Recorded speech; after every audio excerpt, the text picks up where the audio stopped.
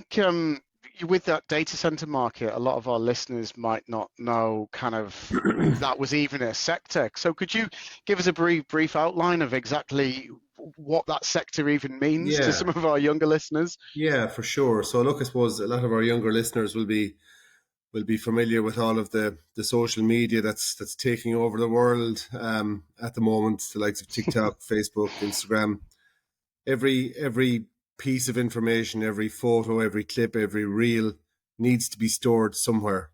And everything that's on your phone is ultimately stored in a place called a data center, which is essentially a huge air-conditioned shed with hundreds and hundreds of computer storage drives